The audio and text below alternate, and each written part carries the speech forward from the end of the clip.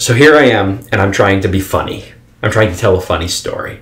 And I'm thinking about that, and I'm trying to think of what's funny. And you want to start with like a question, right? You want to start with like something that just gets puzzling, that sort of sets the expectation to later be violated with the surprise. So the question I have for us today, for all of us here, is like, what's the fucking deal with round things anyway?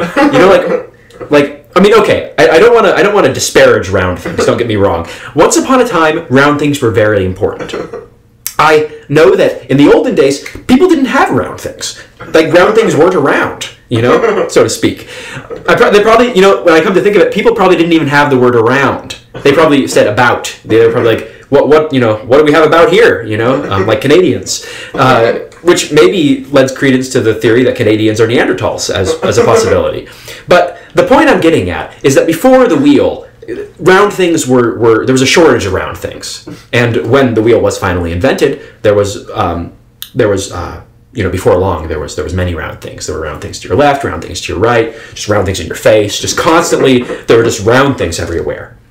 But, these days, it's hard to understand why things are round, most things. I mean, there's so many round things in our environments, and you look around, just look around the room, wherever you are, look around the room, and notice how many round things there are. And then ask yourself, why is that thing round? Is it a wheel?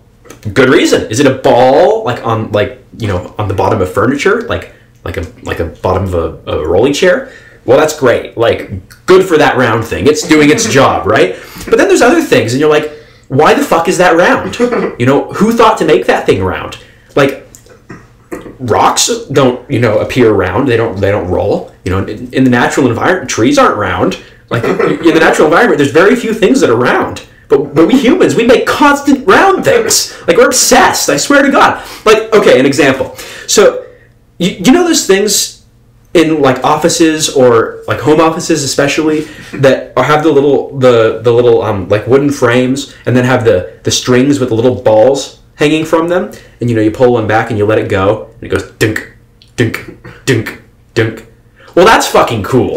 That is a fucking cool invention. But why are they round? Why do little balls hang from the string? Who thought, let's hang little round things? Do these things ever roll? Does this ever locomote? Are there little people who jump on these things and somehow use them to drive to work? I don't understand why the little balls are round. It doesn't make any sense to me. Now, how the fuck do I work a barely walking, toddling baby into this skit? Fuck. How does that even work?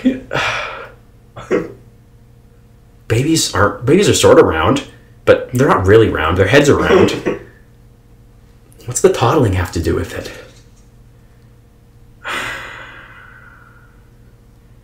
Toddling baby. Is a toddling baby funny? It's kind of... Well, okay. So I'm trying to think of what's funny about a toddling baby, and I'm going back to what's the root of comedy. And having discussed this with my friends the other day, I determined conclusively that the root of comedy lies in the violation of expectation, otherwise known as cognitive surprise. So knowing that, I'm going to tell a story about a baby.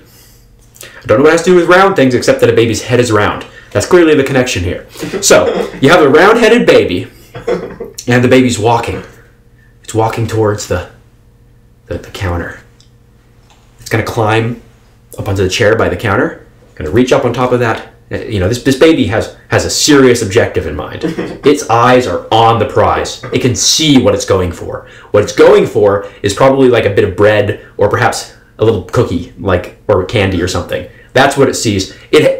Babies are incredible machines. They have incredible statistical learning capabilities. That's obviously what gives them things like language and the ability to even to some extent to learn how to coordinate their movements. It's because they are incredible statistical learning engines. It's amazing, but this doesn't always work in our favor because babies also learn things that are really irritating, they're very, very quick to link statistically that an Oreo tastes good. They learn that right away, and when they see an Oreo, they are determined. They will seek that Oreo out. This also can be even more irritating in situations where babies learn that it's really very exciting when they irritate the hell out of you. That's statistical learning too.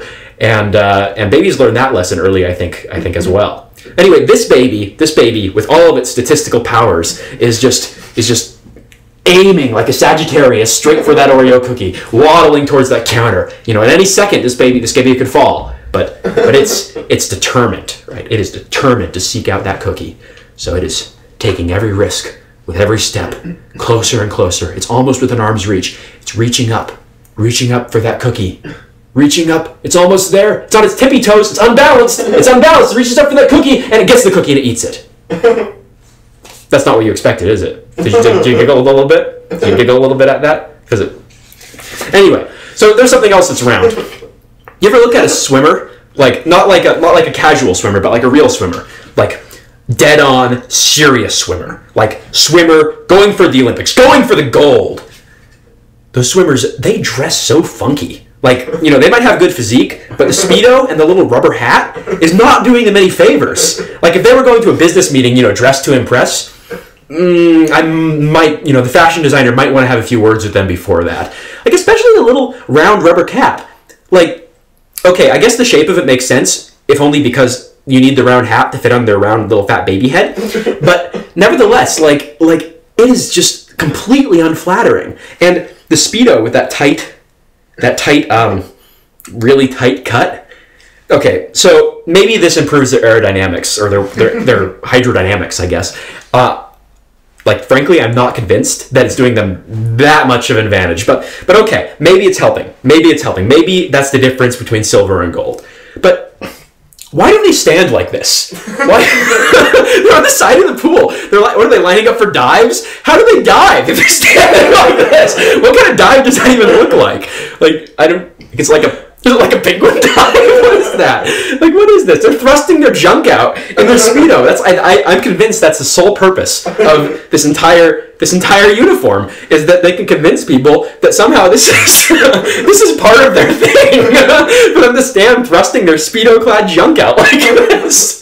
What is that about? Why do they do that? I don't know. But it brings to mind, I'm wondering if the Nazis had a swim team, and if they had Speedos, and if there was a whole line of them, yes, mine, standing in line like this with their, and then they dive like penguins. Maybe they were going to war with the Russians or something. And maybe that's the submersible program. I don't know, but yeah. Anyway, so yeah, round things. What the fuck, right? Round things. Yeah.